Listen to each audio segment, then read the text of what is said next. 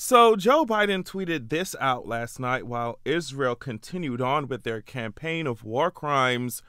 The caption said, "Just like we drew it up." Now, Biden, of course, was referring to the Super Bowl game when he made this tweet, but something about it was just so chilling, right? In the face of all of this U.S.-funded destruction.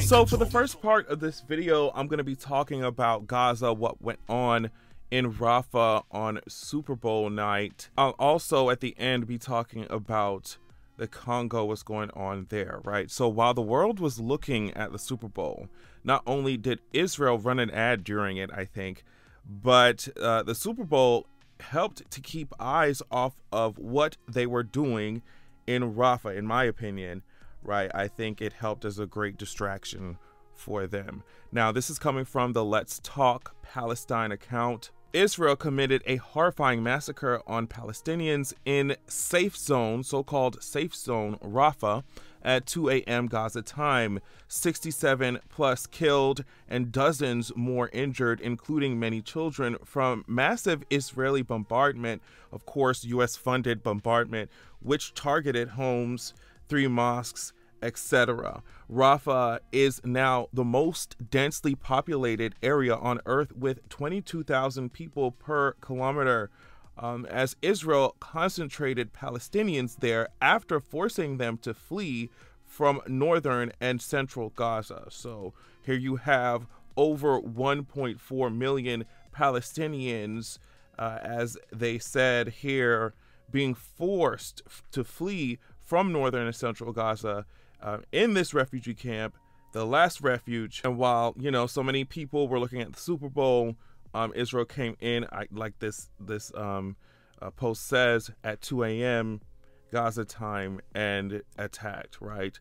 This massacre is just a glimpse of what is to come if Israel is allowed to invade Rafah as it plans to. It wouldn't be just another attack. It would be the worst by far.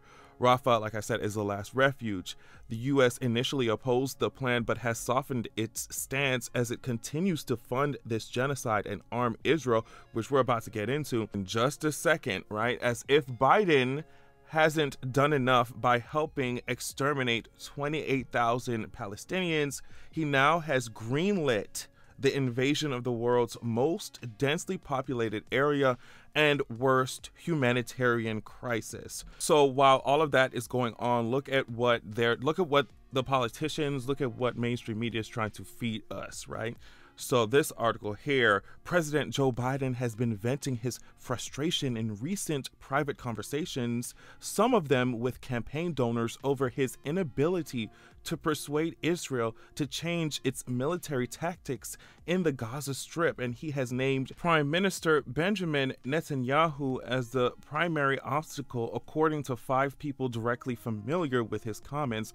Biden has said that he is trying to get Israel to agree to a ceasefire, but Netanyahu is giving him hell and is impossible to deal with, said the people familiar with Biden's comments, who all asked not to be named. He just feels like this is enough, one of the people said of the views expressed by Biden. It has to stop. And so they're feeding us that bullshit. Oh my God, Biden, it's just so hard for him to deal with the Prime Minister of Israel. It's just so hard for him to deal with. It's just enough is enough. It has to stop. They're feeding us that shit. And it's just like, okay, but you're funding this shit. You're funding it. You're allowing it to happen. How you calling for a ceasefire, but you're funding the weapons? You're giving that shit to them. You gonna talk about, oh my God, I want a ceasefire. It's just so hard to deal with him. Keep in mind, in 2023, the U.S. provided Israel with over $3.8 billion in military aid. Right now, there's an emergency spending package that's about to reach a final vote, and about $14.1 billion in the bill would go to support Israel and U.S. military operations in the region. So you're up here pretending like Netanyahu is so hard to deal with. He's giving you hell. He's giving you such a hard time. He just keeps on killing these people, and I just don't know why. I just don't know why. I just don't know how. I just don't know. He just won't stop. Oh my God, how is this possible? How is it? Yet the United States is funding them, and we're trying to give them more. And then y'all come on here pretending like you care about human rights. Look at this shit. Biden order attaches human rights conditions to U.S. military aid, easing democratic rift over Israel. It might ease the establishment-ass democratic rift, but this BS don't ease my concerns. How the hell you gonna come in here? Okay, we're gonna drop bombs on you bitches, but we're gonna sprinkle in, barely sprinkle in some essence of fucking human right. Y'all can't be warmongers and humanitarians at the same time, babes. Biden's order, this is what they said about this humanitarian bullshit. Biden's order has immediate effect. It gives Secretary of State 45 days to obtain credible and reliable written assurances. So this is how they plan on like enforcing this shit, right? We just have to write on a piece of paper that you'll be really good. Credible and reliable written assurances from foreign recipients of U.S. military aid that are in active conflicts, which includes Israel and Ukraine, that they are using U.S. military assistance in compliance with international humanitarian law and human rights law. So the U.S. coming down like, okay, we're gonna give you all these weapons and all this coin, but just write down, just make sure you assure us that you're gonna use it in the right way. He don't give a damn. The administration don't give a damn.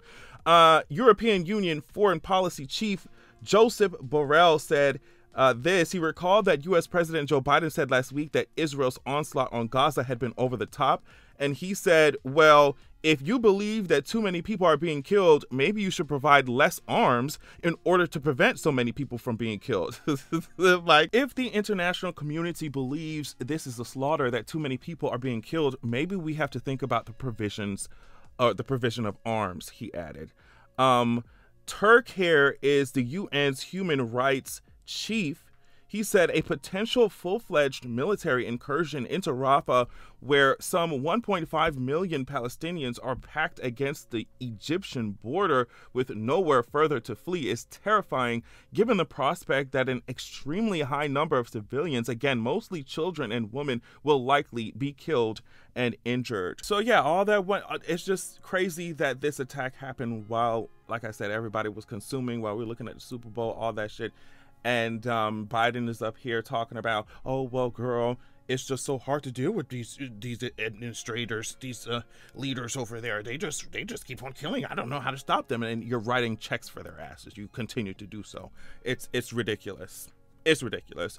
Moving on to the Congo. Remember that the articles that I'm going through here, you'll be able to find them in my description. Now, NPR says smartphones, computers, and electric vehicles may be emblems of the modern world, but, says Siddharth Kara, their rechargeable batteries are frequently powered by cobalt mined by workers laboring in slave-like conditions in the DRC. Kara, a fellow at Harvard's T.H. Chan School of Public Health and the Kennedy School, has been researching modern-day slavery, human trafficking, and child labor for 2 decades. He says that although the DRC has more cobalt reserves than the rest of the planet combined, there's no such thing as a clean supply chain of cobalt from the country. In his new book, Cobalt Red, Kara writes that much of the DRC's cobalt is being extracted by so-called artisanal miners, freelance workers who do extremely dangerous labor for the equivalent of just a few dollars a day. You have to imagine walking around some of these mining areas and dialing back our clock centuries. People are working in subhuman, grinding, degrading conditions. They use pickaxes, shovels, stretches of rebar to hack and scrounge at the earth in trenches and pits and tunnels to gather cobalt and feed it up the formal supply chain. Carr says the mining industry has ravaged the landscape of the DRC. Millions of trees have been cut down, the air around the mines is hazy with dust and grit, and the water has been contaminated with toxic effluents from the mining process. What's more, he says, cobalt is toxic to touch and breathe. And there are hundreds of thousands of poor Congolese people touching and breathing it day in and day out. Young mothers with babies strapped to their backs, all breathing in this toxic cobalt dust. Now, cobalt is used in the manufacturing of almost all lithium-ion rechargeable batteries used in the world today. We shouldn't be transitioning to the use of electric vehicles at the cost of the people and environment of one of the most downtrodden and impoverished corners of the world.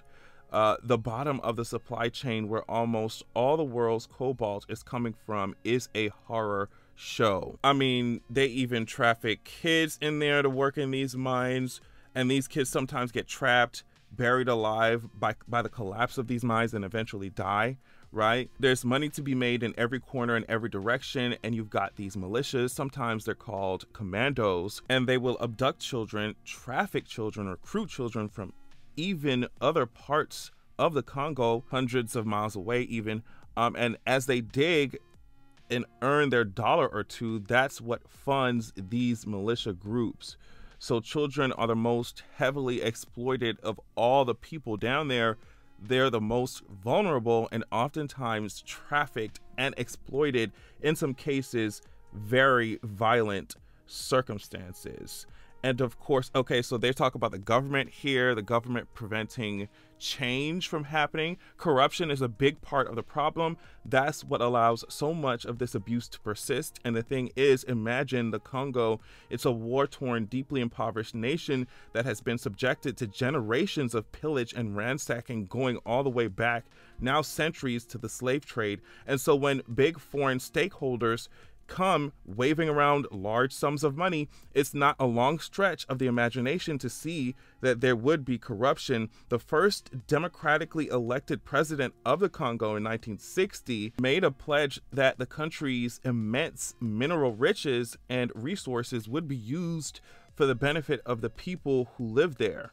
And in short order, within 6 months, he had been deposed, assassinated, chopped to pieces, dissolved in acid, and replaced with a bloody dictator, a corrupt dictator who would keep the minerals flowing in the right direction. So if you don't play ball with the power brokers at the top of the chain and with the global north, Patrice Lumumba, the elected president, of course, showed what's the outcome, what will happen. And I think that's also a part of this lesson that we need to understand historically when we talk about things like corruption. So you have these big companies, I'm sure everybody over there in Silicon Valley, like these big tech companies, going there using cobalt for damn near everything we use in this fucking country, right? Smartphones, cars, everything, right? There's so many big players like that, so many big players in the global north that want to continue this practice, right? Want to continue to make sure they have cheap, very, very, very cheap labor, want to make sure that they continue funding the industries that are built off of this slave trade ass shit, right? So you're not going to see these major governments, you're not going to see our governments coming in there and being like, oh, stop this, why? You know what I mean? Stop this slavery. Like, no, they building iPhones and Androids and shit, like, bitch, like they trying to get their money. And so we have, all I'm saying is, like, we have all of these disgusting atrocities happening all around us, and like I feel like so many of our politicians expect us to just remain ignorant, to remain in our little bubbles, to remain consuming mindlessly all the time, to eat up their stupid little memes on Twitter, to eat up their stupid little memes on social media. While, I mean, not only are people within our own borders starving and, like, you know, people living paycheck to paycheck, if that, but like they're using our tax dollars to enforce some of this bullshit that's happening overseas, to continue to help pay for weapons that obliterate people in their communities and shit like that.